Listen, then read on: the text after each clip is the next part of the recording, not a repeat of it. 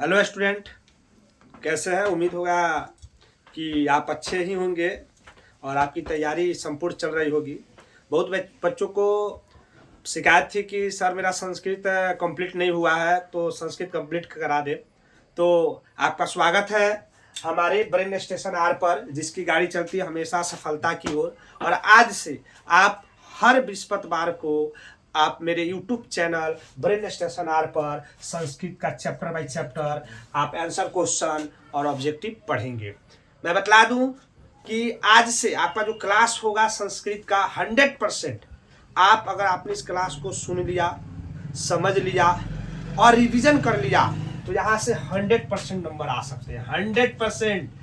100% याद रखिएगा। यहाँ पर बताया गया कोई ऐसा प्रश्न नहीं होगा जो आपके एग्जाम में ना पूछे जाए और ना पूछे गए हो। तो चलिए हम आज शुरू करते हैं पहले चैप्टर मंगलम पाठ से। हम शुरू करते हैं मंगलम पाठ से। याद रखेंगे, पूछेगा कि मंगलम का अर्थ क्या होता है, तो याद रखेंगे कल्याणकारी या शुरू करना होता है। मंगलम पाठ का अर्थ अगर पूछ दे कि क्या होता है, तो मंगलम का अर्थ होता है कल्याणकारी यानी शुरू करना है। याद करेंगे कल्याणकारी, कल्याणकारी होता है और शुरू करना या शुरू करना भी होता है। शुरू करना भी होता है, याद रखेंगे। पूछ देगा इसके लेखक कौन है, मंगलम पाठ के लेखक कौन है, याद रखिए। लेखक अगर पूछ देगा तो याद रखिएगा वेद व्यास। मंगलम पाठ के लेखक कौन है? वेद व्यास। वेद व्यास जी का पूरा नाम क्या है?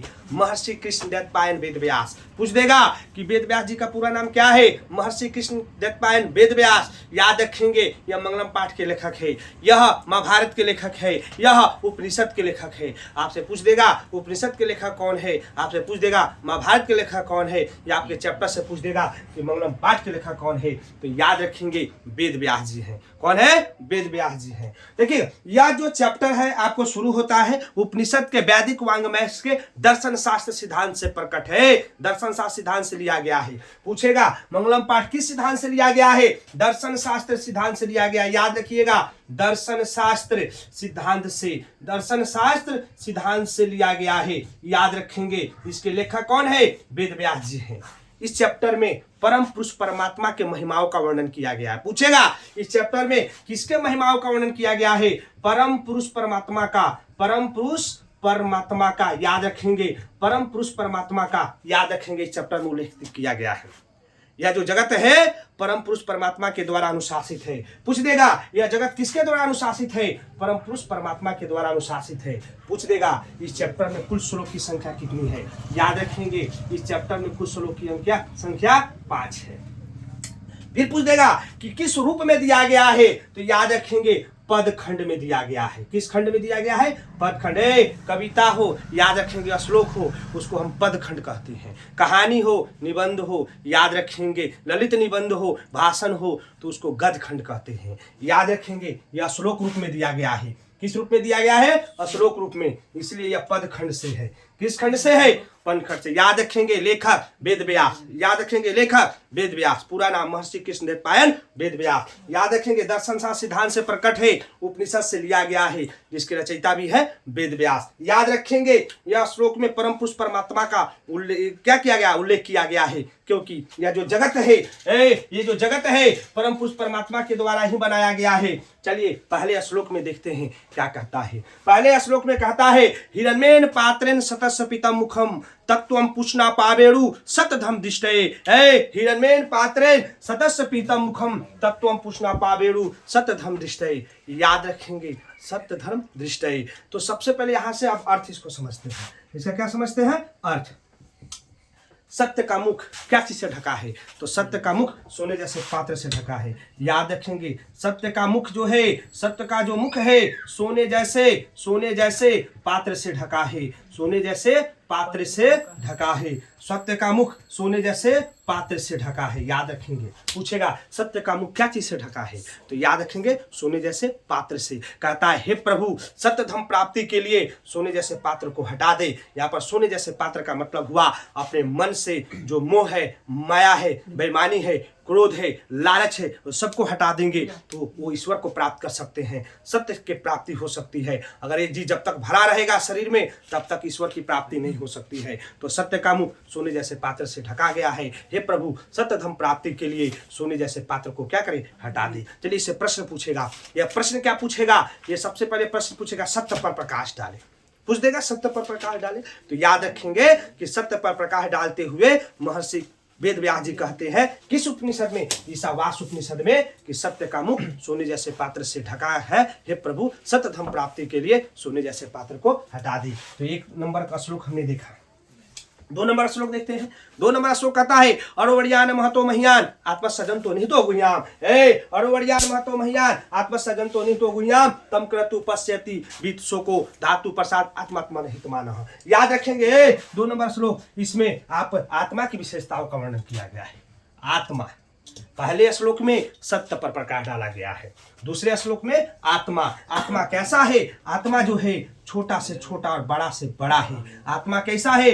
छोटा से छोटा, छोटा से छोटा और बड़ा से बड़ा रूप में हमारे जीव रूपी गुफा में विद्यमान है। आत्मा जो है छोटा से छोटा और बड़ा से बड़ा जीव रूपी गुफा में विद्यमान है। जैसे ही इस आत्मा को सत्य की प्राप्ति होती है, परमात्मा में मिलकर विलीन हो जाता है। पूछ लेगा कि आत्मा का स्वरूप कैसा है? छोटा से छोटा और बड़ा से बड़ा। आत्मा कहाँ विद्यमान है? जीव रूपी गुफा में विद्यमान है। पूछेगा आत्मा को जब सत्य की प्राप्ति होती है तो कहाँ मिलके विलीन हो जाता है? तो परमात्मा में मिलके विलीन हो जाता है। इससे आपका एक प्रश्न बनाएगा, बड़ा इजी प्रश्न आपका बनाता है। याद रखेंगे, प्रश्न आपका बनाएगा कि मंगलम पाठ के आधार पर आत्मा की विशेषताओं का वर्णन करेंगे। याद रखेंगे, आत्मा का विशेषताओं का जो वर्णन है आपको दिया गया कंठोप उपनिषद में। किस उपनिषद में? कंठोप उपनिषद में। कंठोप उपनिषद के माध्यम से महर्षि वेद व्यास जी कहते हैं कि आत्मा जो है सूक्ष्म से सूक्ष्म और महान से महान रूप में जीव रूपी गुफा में विद्यमान है। जैसे ही इस आत्मा को सत्य की प्राप्ति हो जाती है, परमात्मा में मिलकर विलीन हो जाता है। ऑब्जेक्टिव भी आपको इसी में से देखने को मिलेगा। तीसरा श्लोक देखिए। तीसरा श्लोक आता है, सत्य में जयते ना निरंतम सत्यन पंथता भीतो देवायान यान कम तरीसियो आप्त कामा यत तत् सतस्य परम निधानम। तीसरा श्लोक भी देखेंगे। अगर आपको नहीं दिखाई दे रहा है तो आप अपना किताब निकाल लीजिए और देखिए बैठकर। तीसरा श्लोक पढ़िए और तीसरे श्लोक में देखिए क्या लिखा गया है। तीसरे श्लोक में भी सत्य पर प्रकाश डाला गया है। तीसरे श्लोक में भी सत्य पर प्रकाश डाला गया है। मुंडक उपनिषद में सत्यमेव जयते ना निरंतम पूछ देगा। सत्यमेव जयते ना निरंतम सत्यं पंथा भीतो देवायान, यह किस उपनिषद में उल्लेख किया गया है? तो याद रखेंगे यह जो है मुंडक उपनिषद में किया गया है। इसमें भी सत्य पर प्रकाश डाला गया है। इसमें वेद व्यास जी सत्य पर प्रकाश डालते हुए क्या कहते हैं? सत्य की ही जीत होती है, असत्य की नहीं। याद रखेंगे, सत्य की ही जीत होती है, असत्य की नहीं। सत्य से ही देवलोक का मार्ग प्रशस्त होता है, क्योंकि ऋषि लोग सत्य धर्म प्राप्ति के लिए देवलोक जाते हैं, क्योंकि देवलोक सत्य का क्या है? खजाना है। देवलोक सत्य का क्या है? खजाना है। तो याद रखेंगे, पूछेगा किसकी जीत होती है? किसकी जीत होती है? सत्य की। किसकी जीत नहीं होती है? असत्य की। याद रखेंगे, किसकी जीत होती है? सत्य की। किसकी जीत नहीं होती है? असत्य की। ऋषि लोग सत्य प्राप्ति के लिए कहाँ जाते हैं? देवलोक जाते हैं। क्यों जाते हैं? क्योंकि देवलोक सत्य का खजाना है। पूछ लेगा कि बताइए सत्य में जयते नान्यंतम किस उपनिषद में से लिया गया है? मुंडक उपनिषद से लिया गया है। लेखक कौन है? वेद व्यास जी है। आगे देखते हैं 4 नंबर प्रश्न। 4 नंबर प्रश्न आपके सामने करता है, यथा नदा स्यान मंदा समुद्रे अस्तम गच्छन्ति नाम रूपे विहाय। पढ़िए, किताब में जाके उच्चारण कीजिए। यथा नदा स्यान मंदा समुद्रे अस्तम गच्छन्ति नाम रूपे विहाय, यानी तथा विद्वाना नाम रूपात विमुक्त परत परम पुरुषमुपेति दिव्य में। सुनिए, इसे एक प्रश्न भी बनाएगा। इस श्लोक को पहले ऑब्जेक्टिव निकालते हैं।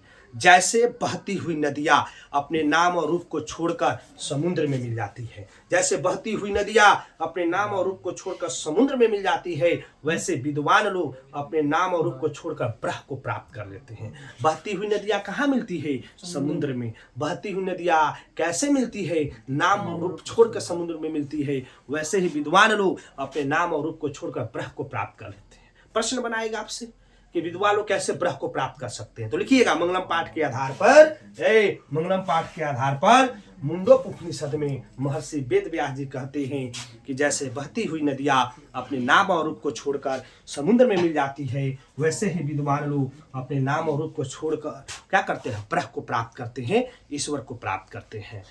अंत में देखते हैं 5वां श्लोक। अंत में क्या है 5वां श्लोक, वेदाम्यंतम पुरुषम महांतम आदित्यवर्णम तमसा प्रसतात् तमेव विदित्वति मृत्युमेति नन्या पंथा विदते अयन्याय। देखिए इसमें ज्ञानी और अज्ञानी में अंतर स्पष्ट किया गया है। इस श्लोक में ज्ञानी और अज्ञानी में, अज्ञानी और ज्ञानी में अंतर स्पष्ट किया गया है। अंतर स्पष्ट किया गया है।